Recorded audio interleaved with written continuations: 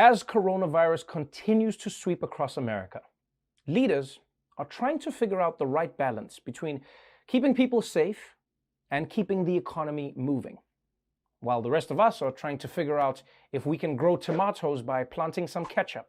Spoiler alert, you can. And even though medical experts say it's still too soon to reopen the economy, a number of governors have announced that they're ready to start easing restrictions. For instance, in Georgia, Governor Brian Kemp has announced that businesses like gyms, hair salons, and bowling alleys are free to reopen by Friday. Yeah, I'm not a governor, but I'll be honest, this seems like a very strange decision.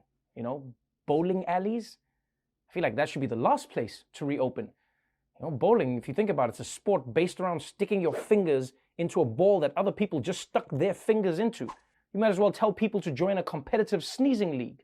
But while some are opening up their states, President Trump has announced that he's shutting down the border. In a 10 p.m. tweet last night, Trump declared that due to coronavirus, he's going to sign an executive order suspending all immigration into the United States. And my only question is, who is even immigrating right now? I don't even like going to the grocery store. You telling me there's other people out there who are like, hey, honey, I'm going to go to another country. Do you want me to grab anything for you? But this is a big step for Trump. Because remember, 2/3 of his wives have been immigrants. So closing the immigration system is Trump's version of deleting Tinder. And look, like most of Trump's tweets, we don't know how seriously to take this. But it obviously has some people alarmed because after all, he is the president. Hashtag not my president because they didn't accept my ballots. And surprisingly, some of that alarm is even coming from the president's own advisors. Fox News. Many families here, including mine, we have au pairs, and we rely on them. I go to work at 3 o'clock in the morning, so I need her there, and I need her in my house so that she can help me with my daughter. So many families rely on childcare from other countries.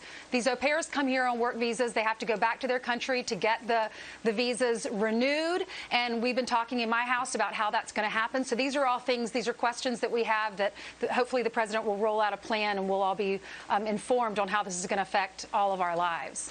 Okay, first of all, many families here do not have au pairs. In fact, 0.03% of families in America have au pairs. Yeah, you're more likely to have a show on Quibi than have an au pair. So look, instead of trying to act like this is an everyone thing, what she should really say is, damn, this new thing Trump did is really going to affect me, so now I really care. Because this is what a lot of people do with President Trump. They're willing to tolerate him because his actions don't affect them personally. And this isn't unique to politics, please. People do this all the time. I mean, people even do it with jokes. Yes. Oh my God, Nigerians are funny.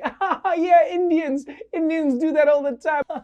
That is totally Brazil. Wait, what did you say about Russians? Oh, it was just another joke. Okay, I wait for you outside and then we make more joke. Now, if President Trump goes through with this immigration ban, it'll be yet another policy he's pushing through during the corona pandemic. In fact, his administration has already shut down visa applications.